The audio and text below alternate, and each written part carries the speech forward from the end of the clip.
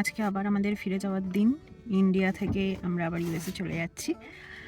স্বাভাবিকভাবে মন টন একটু খারাপ, আবার হয়তো বছরখানেক বাড়ির মানুষকে দেখতে পাবো না। মেয়েও দুধ খেতে ব্যস্ত। এখন রাত্রি 11:30 মতো বাজে। আমরা চলেছি এয়ারপোর্টের দিকে। আমাদের ফ্লাইট হচ্ছে রাত 3:50, প্রায় 4টে। আমরা ডিনার করে বেরিয়েছি। তো আসার সময় মিউকে নিয়ে জার্নিটা বেশ টাফ ছিল। তো এবার আমরা যাচ্ছি এতিহাদ এয়ারলাইন্সে। আবুধাবিতে লে ওভার আছে, তারপরে একদম সোজা ওখানে নামবো। তো দেখা যাক আমাদের জার্নিটা কেমন হয়। তোমাদেরকে সঙ্গে নিয়েছি, চলো দেখা যাক। আমরা এখন দাঁড়িয়েছি একটা পেট্রোল পাম্পে গাড়ির তেল ভরিয়ে নিতে। আমাদের গাড়িটাই আমরা সঙ্গে নিয়েছি এয়ারপোর্ট যাওয়ার জন্য। ড্রাইভার দাদা আমাদের ছেড়ে দেবেন, দিয়ে আবার ব্যাক করবেন বাড়িতে। আমার এই লাইভে কথা বলাটা একটুখানি যন্ত্রের মতোই শোনালো হয়তো। আসলে এই সময়টাতে মানে ফিলিংসটা সত্যি কাজ করে না। সত্যি বলতে এক মহাদেশ থেকে আর এক মহাদেশে ফিরে যাওয়ার সময় কত কি যে পিছনে ফেলে আসি। পিছনে পড়ে রইল ছোটবেলা থেকে বড় হয়ে ওঠা শহরের পথঘাট অলিগলি। সেই সব ভাবতে ভাবতেই চলেছি এখন। আগেরবার যখন এসেছিলাম তখনও ভারী মন খারাপ করেছিল। আমরা কবে আবারও দেশে ফিরবো সেই দিন গোনার মানুষগুলোকে পিছনে ফেলে এগিয়ে যাচ্ছি অন্য আরেক মহাদেশের দিকে। ওই যে দূর থেকে দেখা যাচ্ছে এয়ারপোর্ট, সেখান থেকেই যাত্রা শুরু হবে আমাদের। কলকাতা এয়ারপোর্ট থেকে বিমান ধরে আমরা সোজা নামবো আবুধাবিতে। আবুধাবি এয়ারপোর্ট থেকে আবারও বিমান পরিবর্তন করে আমরা একেবারে নামবো ওয়াশিংটন ডিসি এয়ারপোর্টে। আবুধাবি এয়ারপোর্টে আমাদের ওই 2.5 ঘন্টার মতো লেওভার আছে, তাই আমাদের এই জার্নিটা প্রায় 23 ঘন্টার মতো টোটাল হতে চলেছে। আমরা চলে এসেছি আমাদের নির্দিষ্ট গেটের কাছে। মিউ এখন 17 মাসের। মিউকে নিয়ে জার্নিটা বেশ কঠিন, তবুও আমাদের এই ছোট্ট ছানার জন্যই বারবার দেশে আসা। তাই যতই কঠিন হোক না কেন আমাদের সেটা মানিয়ে নিয়ে পথ চলতেই হবে। তো দেখা যাক আমাদের জার্নিটা কীরকম হয়। মিউকে নিয়ে যাচ্ছি, তাই লাগেজ অনেকগুলোই হয়েছে, তাই অর্ক একটা, আমি একটা কার্ট নিয়ে নিয়েছি। মিউকে একটা কার্টের ওপরে বসিয়ে দিয়েছি। মিউ বসে বসে বিভিন্ন মানুষজন আর তাদের কায়দা কানুন দেখছে। আগেরবার মিউ যখন ইন্ডিয়ায় ছিল তখন ওর মাত্র 5 মাস বয়স ছিল, তাই ও তখন তেমন একটা বুঝতো না। এখন মানুষজন দেখে তাদের কথা বোঝার চেষ্টা করে। তো এবারে মিউ ইন্ডিয়াতে এসে এত মানুষজন দেখলো আর এত মানুষজনের হাবভাব কথাবার্তা শুনলো যে এখন এই 1 মাসের মধ্যেই ও বেশ কিছুটা সামাজিক হয়েছে। মানে অচেনা অজানা মানুষ দেখলেই এখন খুব একটা ঘাবড়ে যায় না। তো আমরা চলে এসেছি এখানে চেক ইন করতে। মিউ এখন ওই ট্রলিটাতেই বসে আছে। চলো বড় লাগেজগুলো চেক ইন করে দিই। এই আমাদের হয়ে গেছে লাগেজ চেক ইন। দেখো স্মাইল। তোমার কি ঘুম পেয়ে গেছে বাবু? চোখ চুলকাচ্ছ কেন? এত লোক দেখে চোখ চুলকাচ্ছে মনে হচ্ছে। চলবে না? চোখে কি হয়েছে? অনেকক্ষণ ধরে হাত দিয়ে রয়েছে চোখটাতে, কি হচ্ছে কে জানি। চলো নামো, এসো।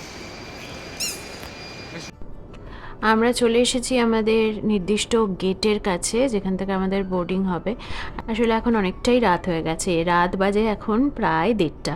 তো মিউয়েরও ঘুমের সময় হয়ে গেছে, ওই জন্য ও চোখ মুখ চুলকাচ্ছিল। এই যে এখন আমার কোলে ঘুমিয়ে পড়েছে।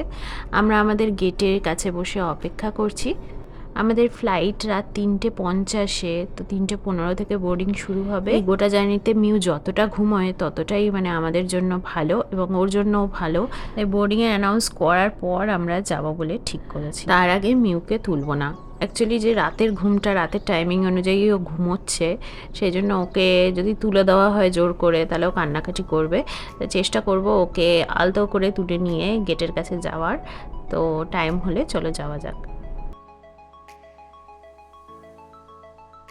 এই যে আমাদের বোর্ডিং কমপ্লিট। আমরা ফ্লাইটে নির্দিষ্ট সিটে বসে পড়েছি।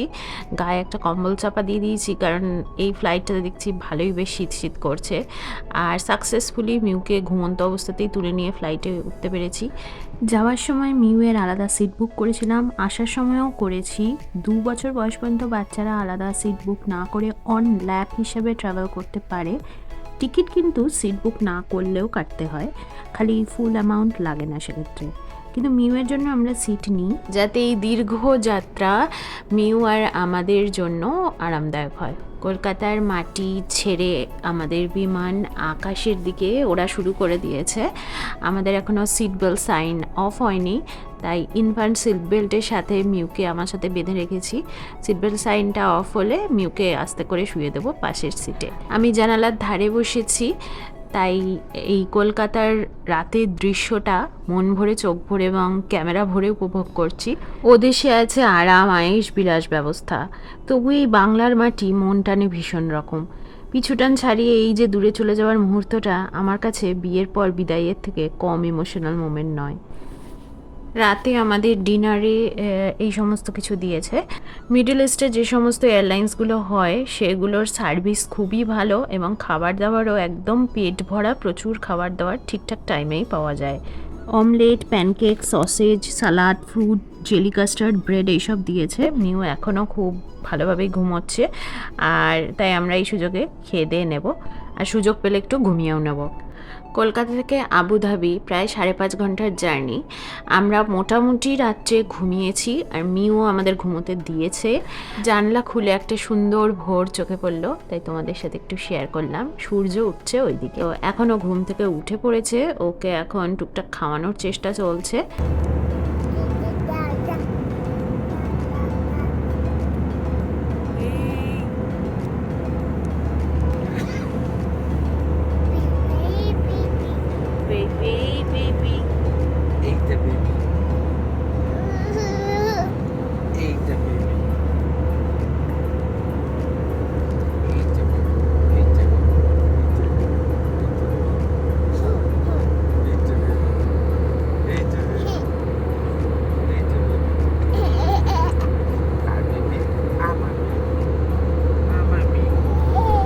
এই কলকাতা থেকে আবুধাবি যে জার্নিটা হলো সেটাতে মিউ মোটামুটি ঠিকই ছিল। এখন সকাল হয়ে গিয়ে চারদিকে রোদ্দুর উঠেছে, ঝকঝক করছে রোদ, আর আমরা চলেছি আবুধাবি এয়ারপোর্টের দিকে। আর কিছুক্ষণের মধ্যেই ফ্লাইট ল্যান্ড করবে। ওই যে নিচে সেটেলমেন্টসগুলো দেখা যাচ্ছে।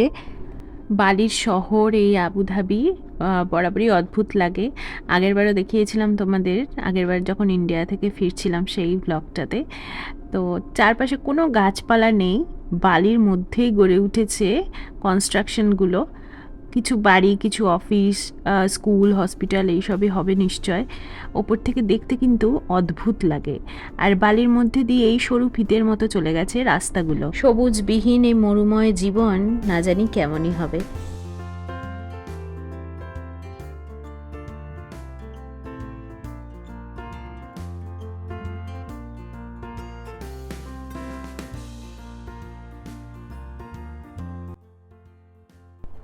ভূগোল বইতে পড়া মরুভূমি অঞ্চলের ল্যান্ডফর্মসগুলো চোখের সামনে ভেসে উঠছে, আর দূর থেকে চোখে পড়ছে আবুধাবি এয়ারপোর্ট।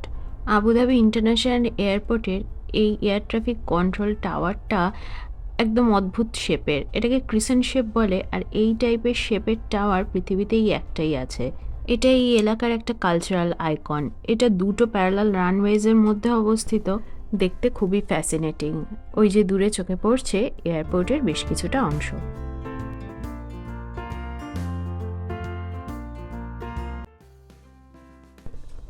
এখন প্রায় সকাল 7:30-8টার মতো বাজে। আমরা আবুধাবি এয়ারপোর্টে নেমেছি। মিউকে একটু ফ্রেশ করিয়ে খাইয়ে দিলাম। সময় মাত্র 2.5 ঘন্টা, তাই পরের চেক ইনের জন্য যেতে হবে।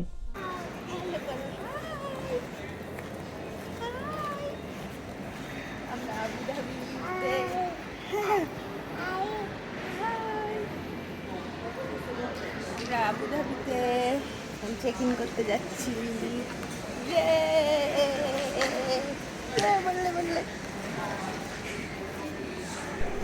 আগেরবারও আমরা যখন মিউকে নিয়ে ইন্ডিয়া থেকে ফিরছিলাম তখন এই আবুধাবি হয়েই ফিরেছিলাম। এই আবুধাবি হলো ইউনাইটেড আরব এমিরেটসের রাজধানী, এবং ইউনাইটেড আরব এমিরেটসের যতগুলো এমিরেটস আছে তার মধ্যে এই আবুধাবি সব থেকে বড় এমিরেট। আর এটা এই দেশের 4 ভাগের 3 ভাগ এলাকা দখল করে আছে। এই আবুধাবি থেকে গাড়িতে প্রায় 1.5 ঘন্টার মতো ডিস্টেন্সে রয়েছে দুবাই শহর। আর এই আবুধাবি এয়ারপোর্টের এই পার্টটা ভীষণ সুন্দর দেখতে, তাই তোমাদের সাথে একটুখানি শেয়ার করছি। এইখানটাতে বিভিন্ন গিফট শপ রয়েছে, বড় বড় ব্র্যান্ডের দোকান রয়েছে, ঝাঁ চকচকে ভাবে সাজানো এই এয়ারপোর্টের অংশটা। লাগেজ আমরা এয়ারপোর্টে নেব না, লাগেজ কালেক্ট করব একেবারে ইউএসএতে ওয়াশিংটন ডিসি এয়ারপোর্টে পৌঁছে। কিন্তু এখানে আমাদের দুবার সিকিউরিটি চেকিং হবে, একবার রাফলি চেকিং হলো, আর একবার চেকিং হবে। আমরা সেজন্য এগোচ্ছি, body checking, hand luggage checking এইসব হবে। প্লাস এটা হচ্ছে আমাদের পোর্ট অফ এন্ট্রি, তাই আমাদের দুজনকে, আমার আর অর্কর ক্ষেত্রে আমাদের দুজনকে এখান থেকে ইমিগ্রেশন করাতে হবে। আর মজার ব্যাপার হলো মিউয়ের ইমিগ্রেশন হয় ইন্ডিয়া ঢোকার সময়, কারণ যেহেতু ওই ইউএস সিটিজেন আর আমরা যেহেতু ইন্ডিয়ান সিটিজেন, সেই জন্য আমাদের যে কোনো বিদেশে যাওয়ার সময় যেমন ইমিগ্রেশন হয় সেটা আমাদের এই আবুধাবিতে হবে। তো সুন্দর সাজানো গোছানো এয়ারপোর্ট দেখতে দেখতে, বিভিন্ন ব্র্যান্ডের শোরুম শপসগুলো দেখতে দেখতে আমরা চলেছি। মিউ নাচছে। কিছু কিছু এয়ারপোর্টে এই যে হেঁটে চলার এই চলমান জায়গাগুলো থাকে, যেগুলোকে ট্রাভেলেটর বলে, এই জায়গাগুলোর উপর দিয়ে হেঁটে যেতে আমার তো খুব মজা লাগে। মিউকে বেবি ক্যারিয়ারে নিয়ে নিয়েছি যাতে আমরা তাড়াতাড়ি পথ চলতে পারি, কারণ সময় বেশি হাতে নেই আর কাজ আছে অনেক। এই অর্কই বেশিরভাগ লাগেজ ক্যারি করছিল, আর মিউকে আমি বেবি ক্যারিয়ারে নিয়েছিলাম। কিন্তু মিউও খুব এই ট্রাভেলেটরের ওপর দিয়ে যেতে মজা পায়, তাই জন্য বললাম ওকে একটু ছেড়ে দাও, একটুখানি হাঁটাচলা করে নিক।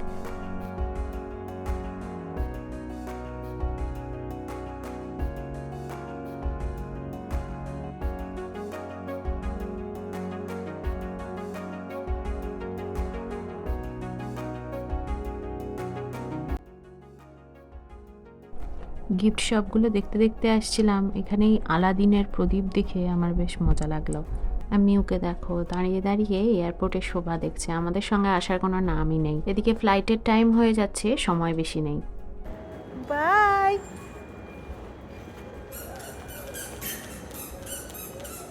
দুটো আসতেই হবে এটা ছেড়ে। যা তুই করতে যাবি। কি হাপ হাপ হাপ হাপ হাপ হাপ, running running running running running running, now we stop, now we stop. Finally আমাদের সমস্ত সিকিউরিটি চেকিং কমপ্লিট করে, সমস্ত ফর্মালিটি করে আমরা এগিয়ে চলেছি আমাদের ফ্লাইটের উদ্দেশ্যে। বোর্ডিং ঠিক সময় আমরা করতে পেরেছি, আরেক দীর্ঘ যাত্রার জন্য আমরা প্রস্তুত। এই যে আবুধাবি থেকে আমরা উঠে পড়েছি আমাদের এতিহাদ এয়ারলাইন্সের নির্দিষ্ট ফ্লাইটে এবং বসে পড়েছি নির্দিষ্ট সিটে। এই হচ্ছে আমাদের ফ্লাইট। এখান থেকে ওয়াশিংটন ডিসি যেতে লাগবে 15 ঘন্টার মতো সময়। একটা দীর্ঘ সময় অতিবাহিত করতে হবে এই সিটটার মধ্যে বসে। এই যে মিউয়ের জন্য একটা বেবি ব্ল্যাঙ্কেট দিয়ে গেছে, আমাদের জন্য তো রয়েছে।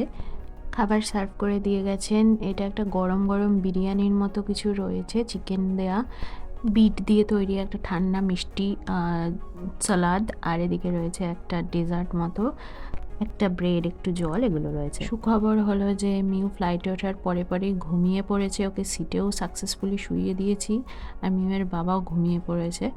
তো আমার ঘুম আসছিল না, সেই জন্য মুভি চালিয়ে বসেছি। আর গোটা ফ্লাইটের দৃশ্যটা দেখো, সবাই মুভি দেখতেই ব্যস্ত। আমি অক্টোবর বলে একটা হিন্দি মুভি দেখছি। লাঞ্চে ওইগুলো খাওয়ার পর এনারা আর স্ন্যাক দেননি, ওই জন্য চেয়ে আনলাম এইসব কিটক্যাট, চিপস, এইসব ওরিও, এইসব মিউ বসে বসে এখন খাচ্ছে। এখনো অবধি ভালো মুডেই আছে।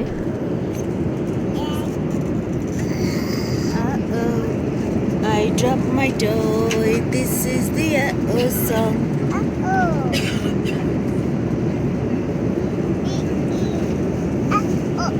মিউ খেয়ে ওর বেবিকেও দুধ খাইয়ে দিয়েছে। তারপরে আমাদের সন্ধ্যার স্ন্যাক এসে গেছে, চিজ ব্রেড, আর তার সাথে এখানে মুড়ির মতো দেখতে কীরকম একটা ঠান্ডা জিনিস দিয়েছে, যেটার নাম আমি জানি না। আর এখানে রয়েছে জল। আমরা একদম প্যান্ট্রির পাশেই বসেছি, তাই জল জুস ইচ্ছা মতো চেয়ে চেয়ে আনছি। আমিও জুস খাচ্ছে সমানতালে।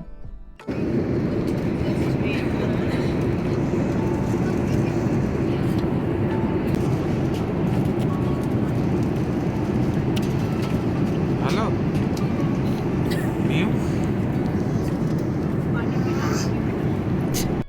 মিউকে আর যাই করি বোর করা যাবে না কিছুতেই, বোর হলেই ও কান্নাকাটি শুরু করে দেবে, তাই সমানে ওর খাবার জোগান দিয়ে চলেছি আর ওর বাবা ওকে খেলিয়ে চলেছে। এখানে সুদোকু হোক বা ম্যাপ দেখিয়ে হোক বা গান চালিয়ে হোক, মুভি চালিয়ে হোক বা ফোনে কিছু ডাউনলোডেড ভিডিওস আছে ওগুলো দেখিয়ে হোক, ওকে ব্যস্ত রাখার প্রবল চেষ্টা চলছে নিরন্তর। যেমন ম্যাপে দেখতে পাচ্ছ অনেকটাই চলে এসেছি আমরা, তাই এখনও অবধি ও বেশ ঠিকঠাকই আছে।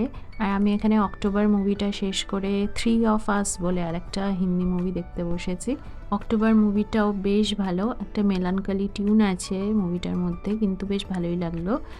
আর এই মুভিটাও বেশ ভালো লাগছে।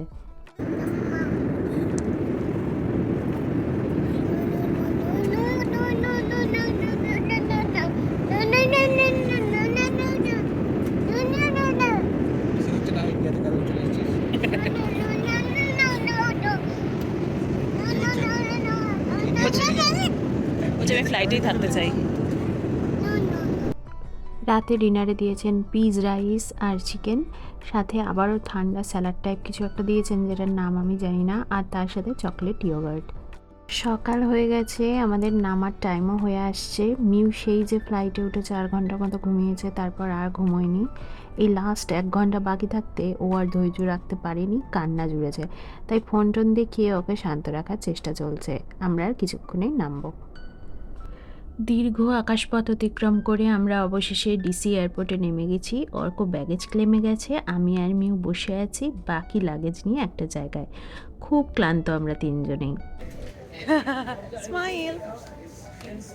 হাই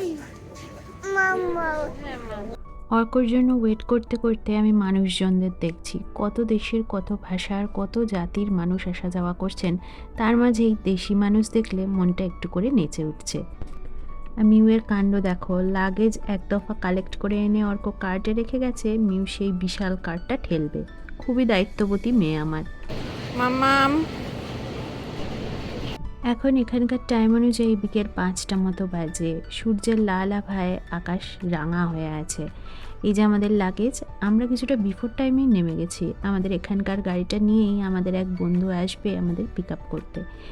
এখান থেকে আমাদের ঘর মানে ডেলাওয়্যার যেতে লাগবে 2.5 ঘন্টা মতো। আজ শনিবার, বন্ধুদের অফিস নেই, তাই সেই দেখেই আজকের দিনের টিকিট কেটেছি, যাতে অসুবিধা না হয়। আর এক দাদাকে আমাদের ঘরের চাবি দেওয়া ছিল, সেই দাদা আবার রান্না চাপিয়ে দিয়েছে আমাদের জন্য। নিজের দেশকে আবার কিছুদিনের জন্য পিছনে ফেলে আসার মন কেমন, শরীরে মারাত্মক ক্লান্তি, অথচ এই সুদূর বিদেশে এমন সব বন্ধুদের উপস্থিতি মন আলো করে দেয়, ভালো করে দেয়। আমাদের এই দীর্ঘ যাত্রার গল্প তোমাদের কেমন লাগলো কমেন্টে অবশ্যই জানিও। ভালো লাগলে একটা লাইক করে দিও, আর চ্যানেলটা অবশ্যই সাবস্ক্রাইব করো। শোনাতে আসবো প্রবাসে কাটানো অন্য কোনো দিনের গল্প। সবাই খুব ভালো থেকো, সুস্থ থেকো।